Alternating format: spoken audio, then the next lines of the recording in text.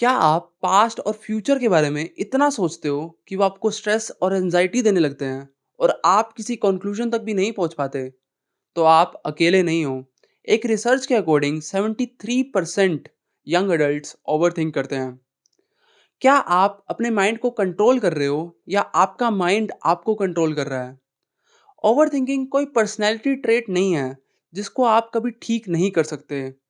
आपको बस ओवरथिंक करने की आदत हो गई है और आप अपने ब्रेन को ट्रेन करके ओवरथिंकिंग के साइकिल से बाहर निकल सकते हो और एक ऐसी लाइफ जी सकते हो जिसमें ज़्यादा क्लियरिटी, कॉन्फिडेंस और शांति है। ओवरथिंकिंग को ओवरकम करने का मतलब ये नहीं है कि आपको अपना सोचना बंद करना है या कम करना है, बल्कि इसका मतलब है कि आपको अपनी थिंकिंग इम्प्रूव करनी है ताकि आप लाइफ में जो भी करो अपने मैक्सिमम पोटेंशियल तक पहुंच पाओ। इस वीडियो में हम बात करेंगे कि कैसे आप अपनी थिंकिंग को कंट्रोल करके अपनी लाइफ को ऐसा बना सकते हैं कि आप शांत रहकर सही डिसीजंस और एक्शंस ले पाएं। Chapter one, the one most important thing. जब बात ओवरथिंकिंग से बचने की आती है तो हम अक्सर सुनते हैं कि अपने आप को डिस्ट्रैक्ट किया जाए, पुशअप्स, वॉक या किसी भी फिजिकल एक्टिविटी में एंगेज होकर। बट ये कोई परमानेंट सॉल्यूशन नहीं है। फॉर एग्जाम्पल, अगर आप पढ़ रहे हो और आपको ओवर थिंकिंग हो रही है तो आप एक बार अपना माइंड डाइवर्ट करके कुछ और कर सकते हो। बट अगर बार बार खुद को डिस्ट्रैक्ट करते रहे तो कभी भी फ्लो स्टेट या फोकस स्टेट में नहीं पहुंच पाओगे। इसका एक परमानेंट सॉल्यूशन है कि आपकी लाइफ में एक मोस्ट इंपॉर्टेंट चीज होना जो आपकी लाइफ का गोल या पर्पस है। गोल्स के बारे में डिटेल में बात मैंने इस वाले वीडियो में करी है। अगर आप जानना चाहते हो कि कैसे हम सही गोल सेटिंग करके अपने गोल्स को श्योरिटी के साथ अचीव कर सकते हैं, तो आप इस वीडियो के बाद उसको भी देख सकते हो। लिंक आपको डिस्क्रिप्शन में मिल जाएगा। जब हमारी लाइफ में एक पर्पस होता है, हमें पता होता है कि हमें अपनी एनर्जी और टाइम कहाँ यूज करना है। हमारा माइंड ऑलरेडी फुल रहता है। फॉर एग्जाम्पल, आपका माइंड एक खाली ग्लास की तरह है।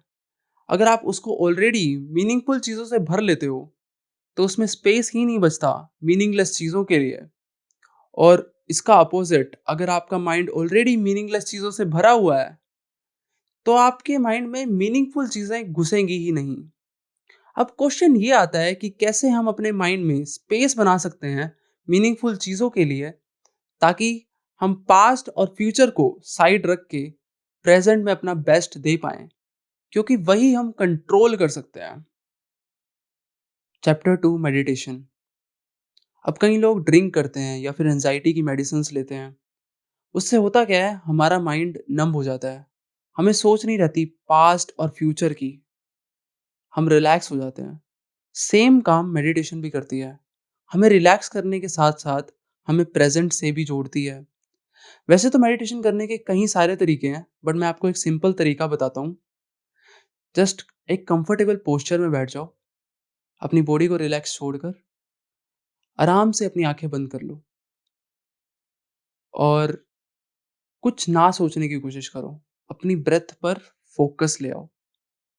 अब होगा क्या, आपके माइंड में थॉट्स आएंगे और कई बार तो एक से दूसरा, फिर दूसरे से तीसरा।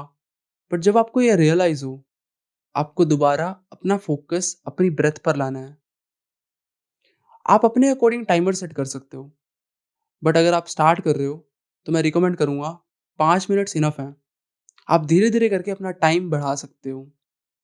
स्टार्टिंग में आपको जितनी देर में थॉट्स आ रहे हैं वो आपका अटेंशन स्पैन है, और अटेंशन स्पैन जितना कम है, स्टार्टिंग में कम ही होगा, उतना बेनिफिट आप मेडिटेशन से निकाल सकते हो। अब क्या मेडिटेशन करने से ओवरथिंकिंग तुरंत खत्म हो जाएगी? नहीं।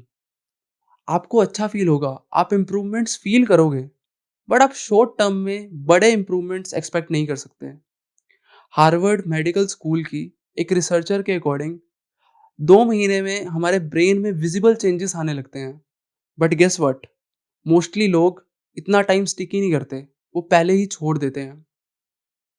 मेडिटेशन से हमारी अवेयरनेस बढ़ती है, जो कि सबसे इम्पोर्टेंट है ओवरथिंकिंग को ओवरकम करने के लिए। हम सारा दिन हमारे थॉट्स की वजह से परेशान होते रहते हैं। मेडिटेशन हम और हमारे थॉट्स के बीच में एक दीवार खड़ी कर देती है और हम अपने विचारों को देख पाते हैं बिना उनसे अटैच हुए और बिना उनको अटेंशन दिए। Chapter 3, limit information intake.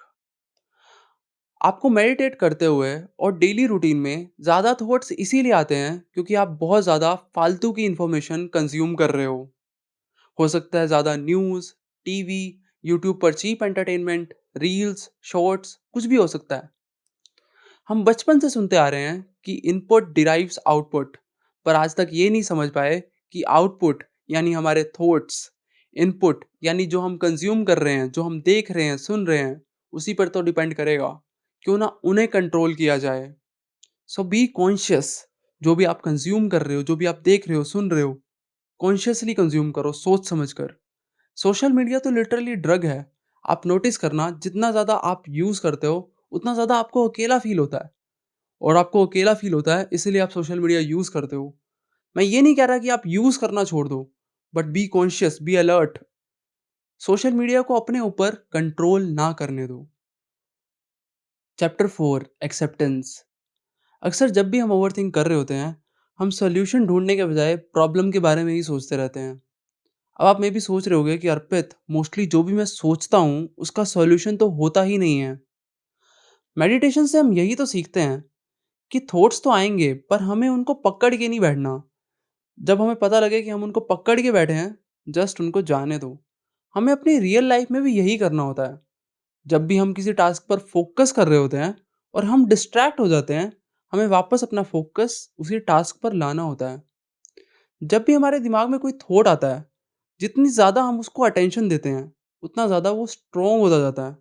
Solution यही है कि आप उसको अटेंशन ना दो, उसको ऑब्जर्व करो, उसको दिमाग में रहने दो, बट उस पर रिएक्ट ना करो। जब आप अपने थॉट्स को अटेंशन नहीं देते, मतलब ना आप उनके पीछे भाग रहे हो, ना आप उनको रोकने की कोशिश कर रहे हो, तब वो अपने आप चले जाते हैं। Chapter 5, action breaks the cycle of overthinking. हम इतनी देर से डिस्कस कर रहे हैं ओवरथिंकिंग को ओवरकम करने के बारे में, बट ओवरथिंकिंग को ओवरकम करना कोई नॉलेज या एडुकेशन की प्रॉब्लम नहीं है। प्रॉब्लम है एक्शंस की। एक्शंस का मतलब है कि आप क्या स्टेप्स लेते हो अपने गोल्स को अचीव करने के लिए। जब भी हम एक्शन लेते हैं तो फ्यूचर अनसर्टेनिटी, मतलब हम ये सोचते हैं कि फ्यूचर में उसका रिजल्ट क्या होगा, ये चीज़ हमें एक्शन लेने से ही रोक लेती है। बट एक चीज़ हमेशा याद रखना कि ग्रोथ का मतलब ही ये होता है कि जब आप अपने कंफर्ट जोन से बाहर निकल के वो एक्शंस ले रहे हो जिनका एंड रिजल्ट आपको पता भी नहीं है। तो एक्शन लेना जब आप डरे हुए हो कि रिजल्ट क्या होगा, एक्शन लेना जब आप मोटिवेटेड ना हो, क्योंकि आपका एंड रिजल्ट, जो भी आप एक्शन ले रहे हो, उसका एंड रिजल्ट उस पे डिपेंड नहीं करता कि आप क्या सोच रहे हो। वो सिर्फ और सिर्फ इस पे डिपेंड करता है कि आप क्या एक्शन ले रहे हो, और एक्शन लेके ही आप ओवरथिंकिंग की साइकिल से भी निकल पाते हो, क्योंकि अब आप खाली सोच नहीं रहे, आप कर भी रहे हो। कंक्लूजन। हमारी लाइफ टाइम के साथ आसान नहीं होती। हमें अपने आप को फिजिकली और मेंटली स्ट्रांग बनाना होता है। अगर आप जेन्युइनली इस वीडियो में बताई गई चीज़ों को फॉलो करते हो और अपनी लाइफ में चेंजेस लाते हो, तो हमारी ब्रेन में न्यू न्यूरल पाथवेज बनते हैं।